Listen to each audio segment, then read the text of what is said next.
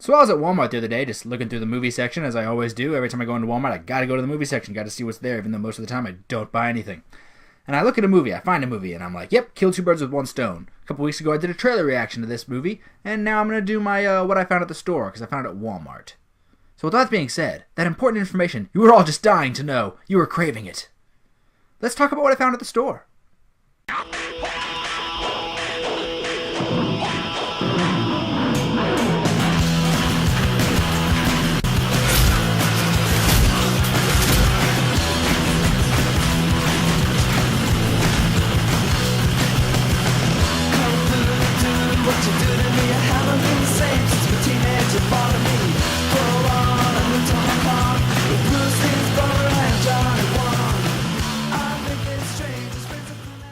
I'm the martial arts film freak, and I watched Acts of Vengeance.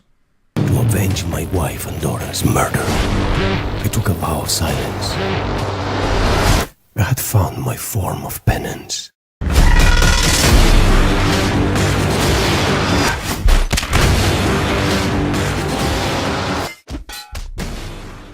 Acts of Vengeance is directed by Isaac Florentine and stars Antonio Banderas and Carl Urban. Antonio Banderas plays a hard-hitting defense attorney. I say hard-hitting, I don't really know if he is because you never actually see him do anything. One night, his family has murdered his wife and his daughter, who he clearly loves very much because he says his three most important words he ever says are, "I love you." And when they're married, he comes to a conclusion that he will take a vow of silence, and he will hunt down and seek revenge for the killers of his family. So his family dies, and of course he has a funeral. He goes to the funeral, and we meet his father-in-law, played by Robert Forster, who's only in this one scene. And in this one scene, he's a huge asshole. He talks about how the guys who did it will probably get caught, and then a defense attorney will get him off, even though they're guilty, because that's what he does. That's what his job is. He's an asshole because he gets criminals off, which is true slightly. But then he's just like, "I never liked you. I've always thought you were a piece of shit. You were all bark and no bite. Now that my daughter's gone, I can say this to your face." Like, at the funeral, dude, save it for later. Save it for later. What is your problem? It's your only scene in the movie. Leave now. I like you, Robert Forster. This is a very short scene. Why are you here? So he goes to the police department because he tries to keep up with everything going on the case. And every time he's wearing sunglasses. Matter of fact, he wears sunglasses almost every time he's inside. And I don't understand why. I really think that the only reason he's wearing sunglasses the whole time is so that he doesn't have to act with the upper half of his face. Just no emotion. The whole time just thinking, God, I can't wait to the part of this movie where I don't have to talk anymore. So much easier. So he goes to a bar to drink away his sorrows, and I see that he's 16 shots deep. That seems like a lot. And he walks a fairly straight line. And I don't think he would if he's 16 shots deep. But he sees some gangsters, of course they're Russian, go into this door that looks kind of shady. It looks like a shady door. And he goes in and he sees this underground cage fighting, and he gets super excited. He starts screaming, and he starts swinging everywhere, and he bumps into this huge guy, and the big guy takes him down and starts beating the shit out of him, and he decides, this is my punishment, and I'll accept it. So he starts going regularly just to get beat up. He starts getting into the cage, and he's fighting, and he never wins. Every time he just gets his ass beat, and he accepts it because that's his punishment.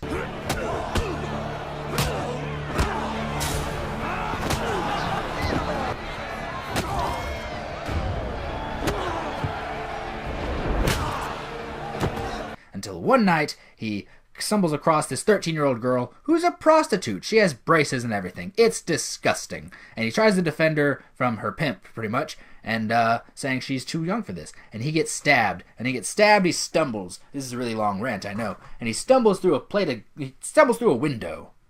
It's a weak-ass window, because he's like, I got stabbed in the leg. Oh, no. And he falls through a window to a bookstore. And then they run, because the cops are probably coming. That's weak-ass glass. I know that this is a long rant just to talk about this glass, but that's some weak glass. This store needs better glass.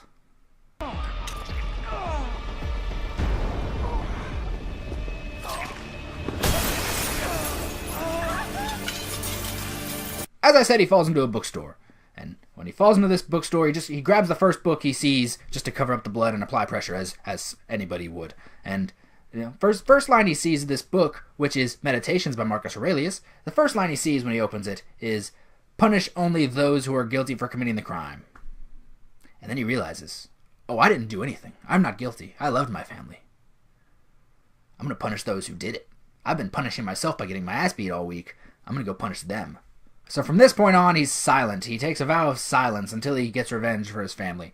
And he, for some reason, after a couple days, his hearing gets better because he stopped talking. Is that a thing that happens? I don't understand. I'll follow it, but okay.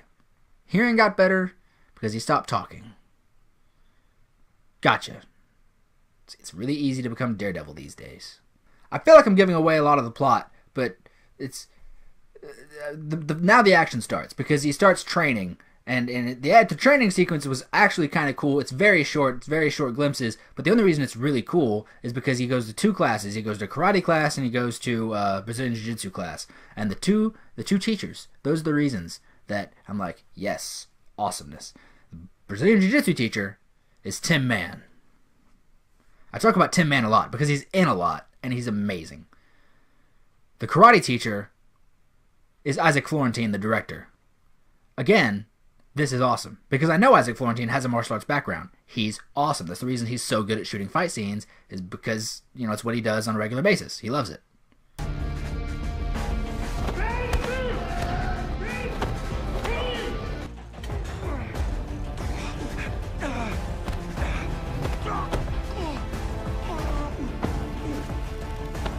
So from here, the plot really gets going, and I'll stop talking about the plot now. Let's talk about how everybody did. Fine. Not really amazing. I said I think that Antonio Banderas was just wearing sunglasses for a bunch of the movie so that he didn't have to act with the upper half of his face.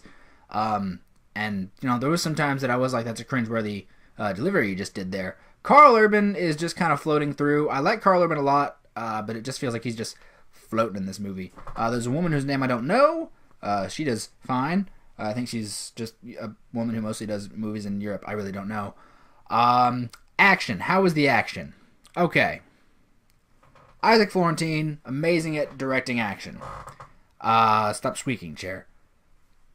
Tim Mann, always amazing with choreography. I think he understands how he needs to choreograph somebody who probably doesn't have the best martial arts background. I think they choreographed this movie well for who's in it. There are some sequences where Antonio Banderas does some fine grappling that I'm like, yeah, okay, good for you. I don't know if he does have any sort of background in anything, but he does do some grappling, some moves that I'm like, yep, that's good. Okay, very proud of you.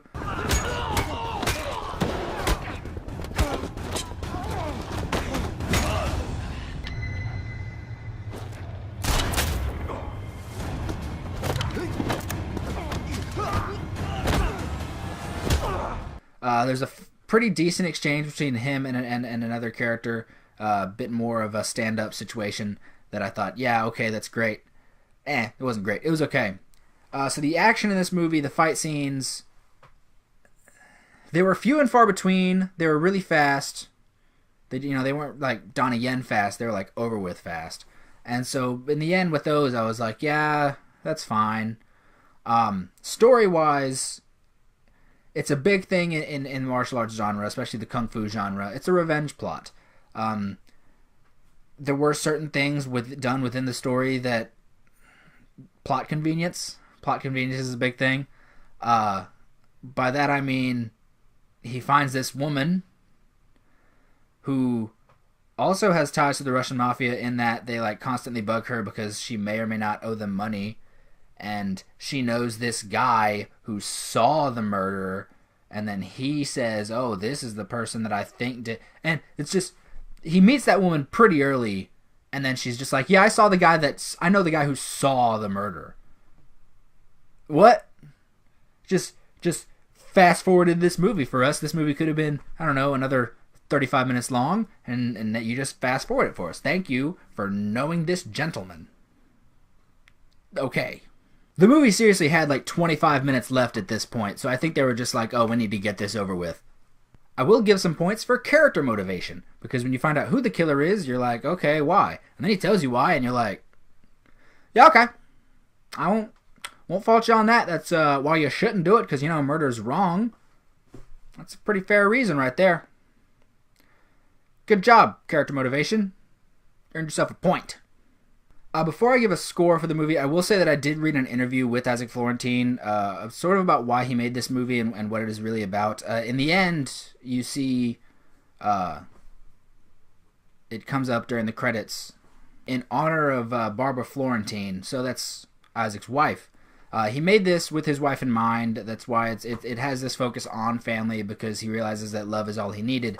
So Isaac sort of says, like, this movie is not meant to be sort of a martial arts movie, which is fine. I'll take that. I definitely take that into consideration. But there's a little bit of tie into Undisputed 4. He directed 2 and 3, and so he was going to direct Undisputed 4. His wife got sick, and he felt like he couldn't devote the time to Undisputed 4. So he passed that off. Undisputed 4 is fine. And he directed this movie with his wife in mind. So, definitely think about all that with this movie. It sucks that happened. I really like. He's one of my favorite directors. Just to hear something like that, that's always sad. So the movie, in general, sadly, I think I'm gonna give it a 1.9 misspelled words out of 5. And the other reason I got to say that is the action is fine. It works probably for what this movie is. The performances weren't that good. Banderas just kind of tried to emote, and I think he really can. He's not in his heyday anymore, and he definitely disappeared for a little while, I think. But he has the ability. Robert Forster, why were you here? Karl Urban was just kind of floating through this movie. He's not in it that long. I feel like he was just like, yeah, I'm going to get paid for this. And then everybody else in it, I'm just like, yeah, you're okay. That's fine. And work.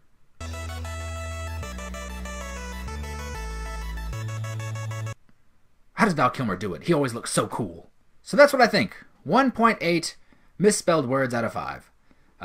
Hate to say that. I really enjoy Isaac Florentine. This definitely isn't his best work. I don't think he needs Scott Adkins to make a good action movie. Clearly, he does really well with the action that he's able to get out of his performers. Of course, with Scott Adkins, you're going to get like the golden choreography, especially with Tim Mann choreographing this. Tim Mann choreographed what he needed to choreograph for the actors he had.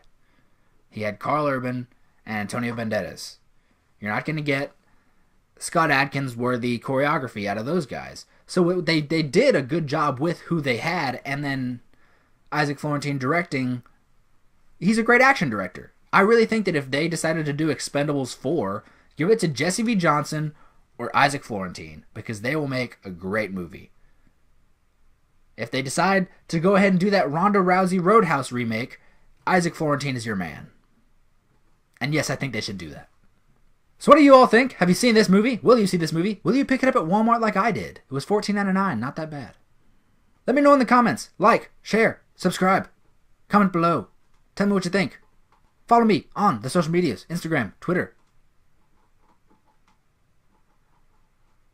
Does anyone else hear that noise? There is something in the ceiling, like right directly above me, like it knows I'm here and it doesn't want me. What do you want? It's still going. Wow. Have a good day, and thank you for watching.